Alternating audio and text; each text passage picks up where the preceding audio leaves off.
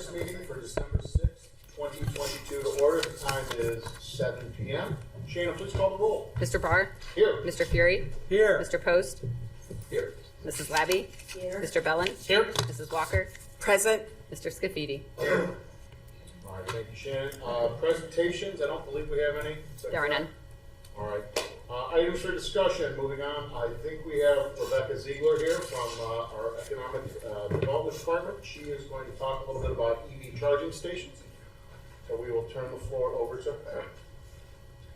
Thank you, Mrs. Ziegler. Thank you.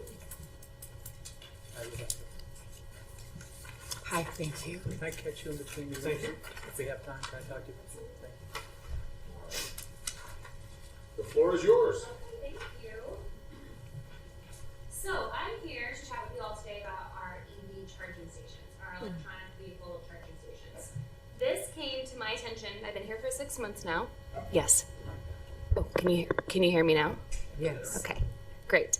So I've been here for 6 months now, and one project that kind of fell into my department was because our electronic vehicle charging stations, a cord was missing or a wire was frayed, things like that. So our city electrician has came to me. This was one project that Larry, my predecessor, had piloted. It's a pilot project that was done through the NOPEC grant back in 2019, and that you all, is everyone familiar with it? Okay. Perfect. So I just wanted to kind of figured, since that came onto my desk back in the summer, I looked into it a little bit deeper to see where are our EV charging stations, what is this costing us, how's it going? So this is kind of a recap of how that pilot project has panned out. And then on the back page is a map just to familiarize yourselves on where those stations are. There's 4 total in the city of Twinsburg. They're all public. They're all owned by the city. And there's 2 ports at each of them. So there's technically 8 charging stations. So we currently are licensed with Shell Recharge. They were previously known as Green Lots. We've had some very significant customer service issues with them. So that kind of streamlined it to, well, we need a switch. They're completely unable to get, we can't reach them. Our city electrician can't reach them. It's been difficult to get a response. So we originally thought, let's just switch the license. And when I say license, that means that when you go on to Shell Recharge or any electronic vehicle app, ours will pop up if you have an electronic vehicle. So we're paying for that service. Otherwise, people wouldn't know where we're hosting them. It also provides a QR code and an easy way for them to pay if we're charging. Long story short, I'm just going to kind of walk you through the highlights of it. So we have 4 stations total. There are level 2 chargers. Level 2, obviously level 1 is the fastest charging. Level 2 means they charge within 4 to 10 hours. So if you're on a very low charge, it will take you a full 10 hours to charge at one of our charging stations. It was a pilot program. NOPEC grants paid for the initial pedestal and the build out of all of that. So city didn't incur those costs. As far as we're finance director, as far as the research that I've been able to find through Larry's files. So also breaking it down, we get Ohio Edison bills. So the total charging cost since 2019 for people to charge, which we are incurring that cost because it's a pilot program, have been $28,371.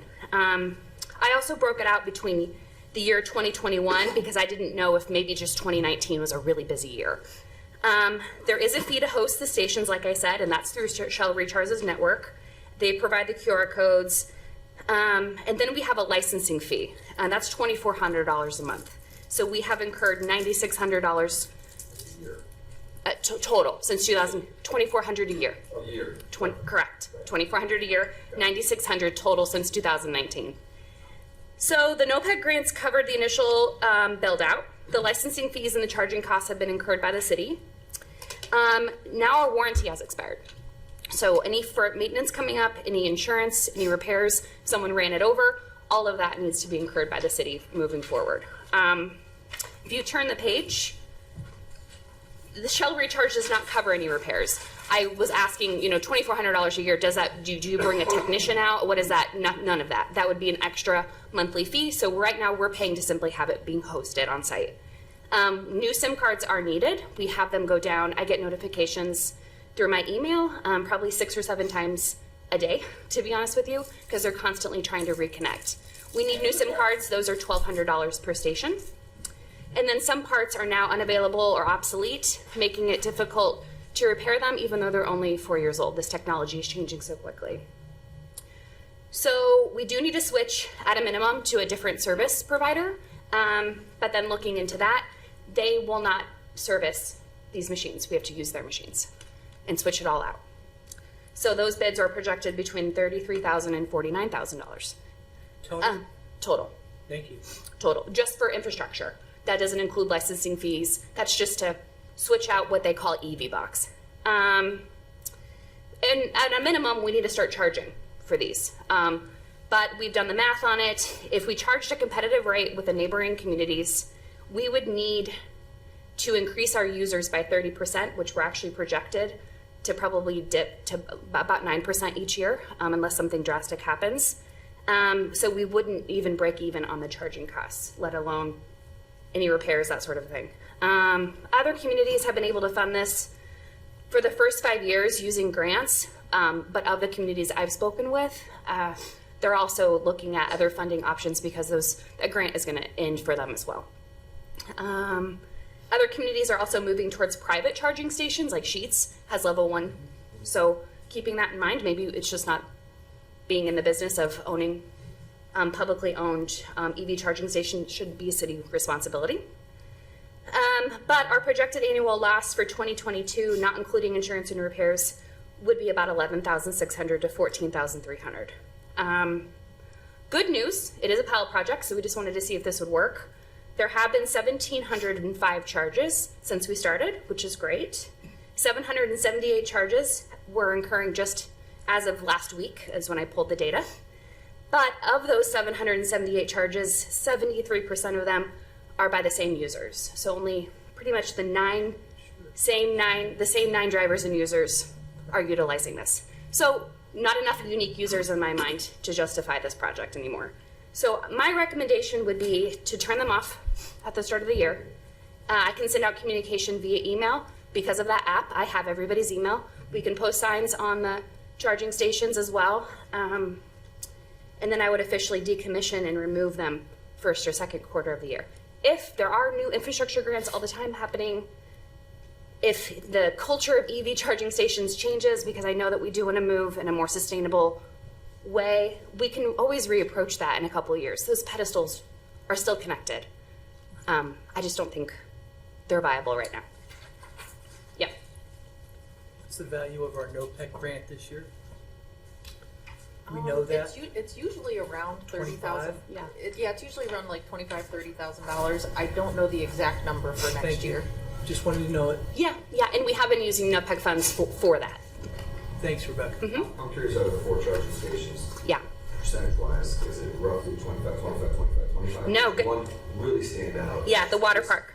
Yeah, if you look on the front page, the water park, the fees for charging were $5,380 in 2021 alone. Water park in the summer is big. Also, I will say though, when I pulled the data, because I thought maybe more unique users, there were more unique users during the summer, but not a lot. It was kind of the same people parking. If it takes 10 hours to charge, then they're there pretty much all day. I guess would it be worth keeping the one and getting rid of the others, as opposed to that's clearly used way more than the others? Is that something, instead of building a whole program, just Yeah, I thought about that. providing that service at the water park? We would still have to pay the licensing fee regardless. Right. We would be incurring those costs. We would have to anticipate, if a wire got frayed, that new SIM card charge, that sort of a thing. Any upgrades we would now have to be incurring. We could justify NOPEC grants for that. I think my bigger issue is working with Shell Recharge and how difficult they've been. I would still want to switch out. Because I think I've been asking them how to decommission it for 13 weeks now, with 3 or 4 emails a week, and also with our city electrician, and it's extremely difficult to get a call back. So, That's fair. yeah. The thing is, too, the charging station, you can't find the parts for them. You can't. Yeah. We have to replace that. Right, in the okay. station. And that seems to be the problem. And truthfully, when we look at it, the people that are parking there, they're the same people. We've got one that in the square that goes there, he plugs in the morning, goes to work, and stays there all day long. Nobody else can use it. I mean, it's just it's sole owner. What was it, 9 users or something? 9 unique, Yeah. the 73. 73%. Yeah, that was a little disheartening. I'd ask for a third of the cost, I'd go there too. So what's the difference with the cost of our station, even though it takes longer? Because I'm not familiar with how much it costs at Sheets. Yeah, I believe, and this is so just going to prep not my wheelhouse. This was kind of a fun project for me to learn on, but I believe we would. They can either charge per kilowatt hour or they can charge per hour. Sheets is pretty competitive, fairly competitive. From the people I've spoken with who do have EV charging stations here, it's minimal. I think 37 cents per kilowatt hour. Don't quote me on that, but that's the number that comes to my head. We would have to charge so significant. It would be like $9 a gallon for gas is what we would have to charge to recoup that. Which at that point, who's going to come and charge here? Well, here's my question, because I have a friend who bought a Tesla, and he set it up at his house. Yeah. He has his own charging station. So is it even Twinsburg residents using the charging station? It is Twinsburg residents Is it? using. And- Yes. Okay, Yes. we know for sure that it's Yes, Twinsburg? yes, because I can see who the users are. And to be fair, you know, if they're there and you work close to that, I wouldn't. wouldn't you? Why wouldn't you? Well, right, Exactly. right. To be fair, why wouldn't you? No one has told you Why not to. wouldn't you? But if you're leaving it all day and nobody else can, I mean, That's really, so. That's where it kind of started. Is how do we get them to move? How do we Right. start charging a parking fee? How do we, you know, maybe they can only charge for 5 hours at a time, and then we could charge a $5 fee just to even lock in, and then they have to move their car within 30 minutes of it being completed. Looked into all of those different scenarios too, and it just still wouldn't pencil out. Right. And this is Understood. Absolutely. Enforced.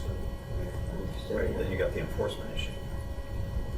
I think there's other. I know we want to be sustainable, but I think that there might be. This is a great pilot project. So the point of a pilot project is to kind of see, and I think we got the information that we needed. I just don't think Twinsburg's there yet. I think in a couple of years with new grants, new federal grants, maybe, but it also might just be something that the private sector takes over, like Sheets. I suppose I like the fact that we have, to your point, the infrastructure with the existing units. And so, I mean, my understanding, or at least based on what you shared with us, is that at some point down the road, if this technology becomes more prevalent, and it's happening. I think everybody knows somebody with a hybrid or a fully electric vehicle at this point. The cost may come down, I mean, it may make a lot of sense to do that. And maybe they can even last longer. 4 years is not.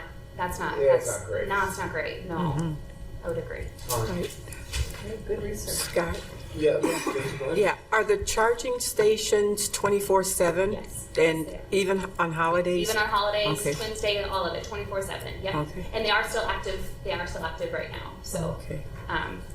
just wanted to share all that with you because my recommendation, like I said, would be to shut it off at the first of the year. But we needed your feedback. So. Yeah. Does anyone else have anything they'd like to add or questions? Yeah, first of all, thank you for putting this in front of us. I appreciate it. Personally, I can't justify that cost for 9 people. Yeah, We need Yeah. to make a motion on that? No, we're not.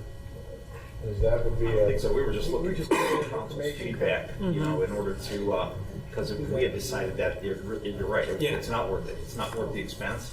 So we didn't want to just shut them off and take them out without apprising council and getting you guys on no, I board think it was a or pretty not. conversation, absolutely. Yeah. Yeah, I mean, And they'll have notice too. First of the year felt appropriate. just from an informal sampling, it seems like, I don't speak for anybody, that most people are in favor of her. So, is there an action from council you're looking for? Is this just administrative, Mayor, and you could do this on your own? Yeah, we were going to do it, but we wanted to make sure you guys were on board. Of course, we're Right. Because then Clarify they that. get the calls, if anything, Not- you know, not- from those 9 people. Thank you. And they're going to look for where anyone have the anything charging else for stations Rebecca are. since she's here? I had one final thing. Yes, ma'am. go ahead. So the update on the zoning code. The RFP closed yesterday at 4 o'clock. We did get 6 great responses. So we're moving forward next week with getting the review committee together in hopes to have a contract signed or at least presented to you at the January 10th council meeting. So, okay. That'd be Thank you. great. Sounds That's good. a great number. Awesome. Thank you very much. Thanks. Thank you. Are there any further items for discussion at this time? Anyone on council have anything, Mayor?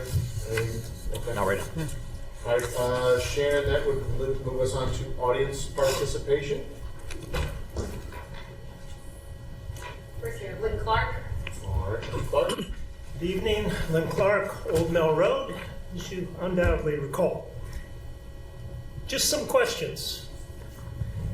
When you turn your faucet on at your house, do you feel comfortable that, number one, you're going to get water, and that that water is going to be safe? Yes, I do. I'm happy for you. I do too. Me too. So, do you ever lose any sleep worrying about the quality or quantity of the water you're going to have tomorrow? I don't. Good. I'm happy for you. Why is that?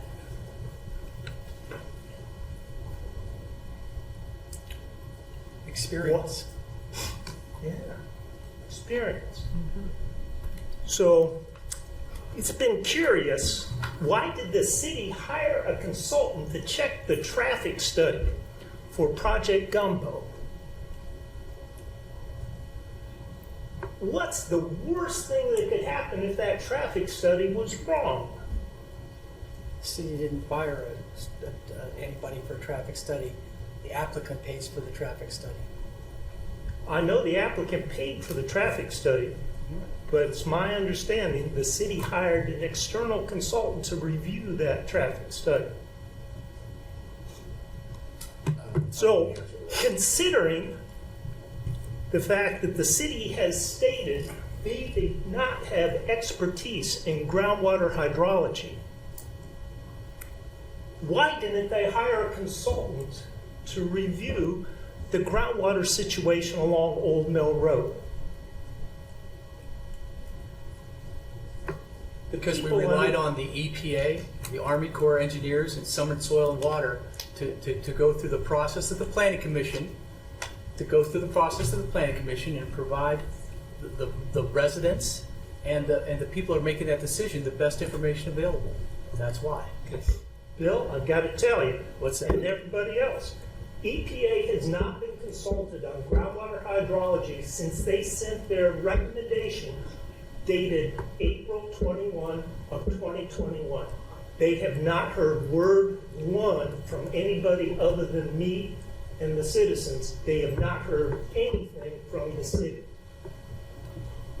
And I have discussed that with them, the Summit Soil and Water Conservation people, Ohio EPA, would engage with the city of Twinsburg engineers to discuss this. They're ready to do that at any time. But the action that's already been taken, the Planning Commission's approved it. It's been approved by council, and why would we have meetings when we have still a pending lawsuit against us? I don't understand that. What's the worst thing that could happen to us on Old Mill Road? You have concerns about your water. Mr. Fury, Mr. Clark has, I think at this point, filed 5 separate lawsuits this year, 4 of which have been disposed, dismissed, so forth. 1 is still pending. Mr. Clark, if you would like to raise any of these issues in the lawsuit that you filed, please do that there. But this is not the forum for that. But Please continue on with your comments. who is responsible for making these decisions? Mr. Clark, I appreciate this, and I'm happy to proceed with you on a rhetorical basis, but through the advice of counsel, I wouldn't expect anybody up here to respond at this stage of the game.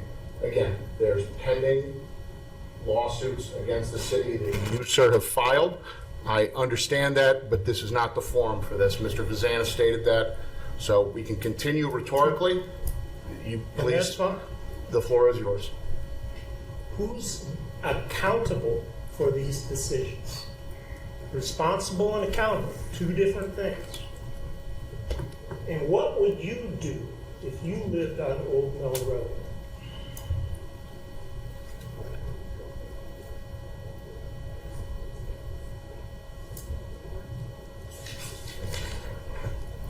Thank Thank you, Mr. Clark. Shannon, do we have anybody else? That's all we have this evening. All right. That moves us on to pending legislation. First, we have ordinance 91, 2022. This ordinance is for the dedication of Whispering Woods Phase 3 subdivision. Mr. Vazana, is there anything you can share with us or give us an update on this at this time, sir?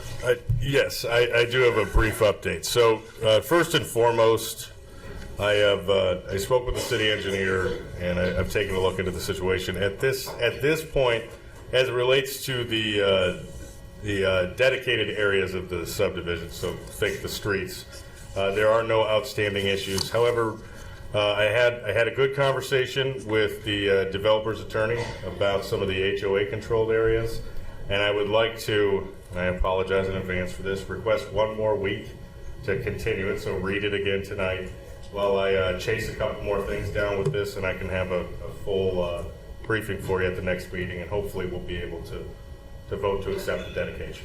All right. Well, I appreciate your attention to detail. I want to make sure nothing's missed on this. Mr. Post? I would say no need to apologize. I'd rather have it done right the first time before we move forward and vote on anything. So thank you. So thank you for being so thorough.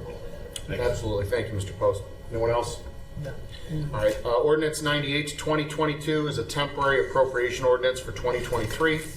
The total amount being appropriated is $45,981,914.61. This amount was determined from the meetings of the finance director, the mayor, department heads, etc., along with items presented to the Capital Improvements Board and Finance Committee. This will be on its second reading tonight, and on its third reading, we will be asking to pass it on an emergency so that we can send it to Summit County, get it into effect prior to the end of the year. Just a reminder to everybody, we do have a meeting again next week, so we're just asking, we'll read it again tonight, hopefully vote on it next week. Moving along, ordinance 99, 2022. This is an ordinance to amend chapter 925.02 regarding parks and recreation fees. This is also on its second reading this evening, with the same request to pass it on an emergency on its third reading so that we can get those rates in effect for the beginning of the year, January 1, 23. Any conversation about that, discussion? Ordinance 101, 2022.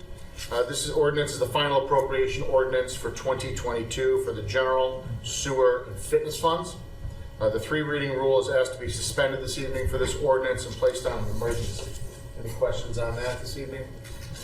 This is kind of our annual end of the year. We do this every year. That concludes legislation. Miscellaneous. Does anyone have any miscellaneous they'd like to discuss at caucus? Mayor, why don't you start us off? Thank you. Thank you, sir. Yeah, I have one thing I'd like to do tonight, and this is a little bittersweet, but I'm going to read my letter. It says, as a result of being elected mayor of the city of Twinsburg, I resign my seat as councilman Ward 1. This is effective as of today's date, December 6th, 2022. It's been an honor serving the residents of Ward 1, and I look forward to many years of serving the residents of the entire city as their mayor. And I say it's bittersweet because, for 20 years, I've had that council seat, and the residents of Ward 1 have been more than kind and generous to me by re-electing me time and time again. And hopefully, I've met their expectations. And I overwhelmingly won the mayor's seat a couple weeks ago, and I look forward to giving those expectations to the entire city now. And hopefully, I satisfy everybody here, and we can work together for many, many years to come. Council, I look forward to working with this council. We've got a great council here, and I trust that they're gonna choose somebody to fill that seat. That was my seat, and they're gonna be also a good addition to our city council, and we're gonna work together as we have for several years now, and be able to move the city forward in a positive direction, and it's gonna be all good. So it is bittersweet, but I'm in a position now that I've waited a long time for. So that's the sweet side. The bitter side is giving up the seat that I cherished for many years. And that's all I have. Thank you, Mr. Barr. Thank you, Mayor. It's actually the same seat. Same chair. Mrs. Labby, anything? Mr. Post? I'm good, thank you. Mr. Fury? Mrs. Walker? Mr. Bellin? Nothing, sir. Thank you. All right. Mrs. Butcher-Goss? All right. On that note, Mayor, we do have a Ward 1 council vacancy. I believe we are accepting applications through the end of this week. with interviews scheduled for next week with council. And hopefully we will be able to make an appointment at the next council meeting to fill some big shoes. So certainly nobody will be able to replace you, Sam, but hopefully we'll find somebody that again. I'm sure they're out there. I'm sure they are. Absolutely. Hearing nothing else, I guess I'd like to adjourn the caucus meeting at 7:25 p.m. We'll reconvene here in 5 minutes.